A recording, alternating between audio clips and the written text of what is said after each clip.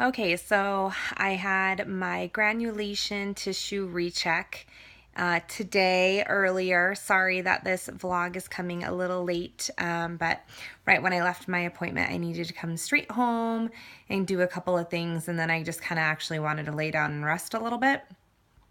But for those of you that don't know, I am now 12 and a half weeks post hysterectomy. And I had gone in last week due to a hemorrhagic cyst on my last ovary because they took everything except for my right ovary. The hemorrhagic cyst has since, I do think, has completely resolved itself, so that's good news.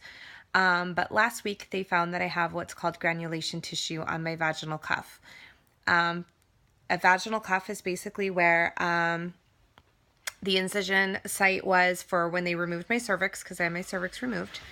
And granulation tissue is basically, it's scar tissue that has built up on the incision site, but it has a basically blood supply going to it, which can make it very uncomfortable, can cause a lot of pain, cramping, bleeding, all sorts of different symptoms. Sorry, if this is totally TMI for you, like I've said in many of my videos, then just don't watch it. Maybe just keep on scrolling or go find another one of my videos that are maybe not so graphic. But I know a lot of you are following me for my hysterectomy recovery right now, and I want to give you the straight and honest truth of what's going on. So today I went in to have a recheck done because I did a silver nitrate treatment last week.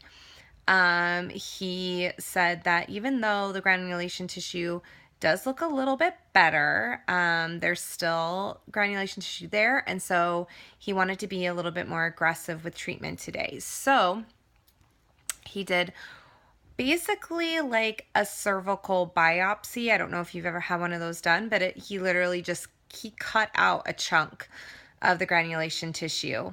Not gonna lie, that didn't feel great. And then he also did a silver nitrate treatment on top of that, which didn't feel good either. So I am sore, I am crampy, hence why you see me laying down in bed. Today I'm probably going to rest. I'm not going to work out today. More than likely I won't be able to work out tomorrow, because if it's anything like I was the last week, the second day I was hurting a lot more. By the end of the day I was in a lot of pain. So I'm already pre-planning it, and I'm going to stay down and relaxing as much as I can. He also could see still a suture in there that he tried to cut out, but he couldn't get it.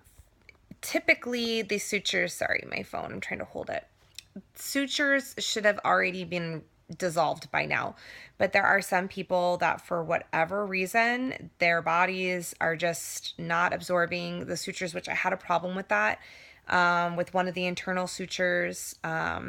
And so he just thinks that I'm having an issue with my body just absorbing and just basically getting rid of these sutures. So there's still one he could really see, and he's like, that could be causing a lot of pain too, because it's right by all the granulation tissue. He tried to cut it out, but he couldn't get it to come out. So instead of messing with it, he's leaving it alone for now. I'm going to go back in a week and see where we're at. He says, as long as it's showing signs of steady improvement, then we should be okay.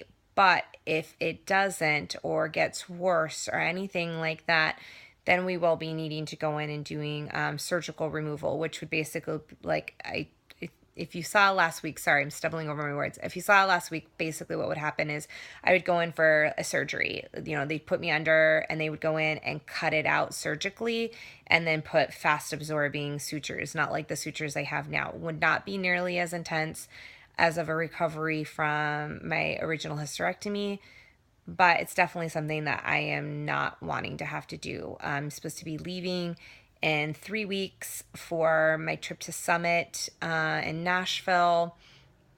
I'm really wanting to just be healed already from this and stop having to take so many breaks and just do more than what I've been able to do. I feel like I've been really freaking patient with my body, but I'm getting to a point of like, I'm kind of over this already, and I just want to be fully healed so I can just start getting back into my routine.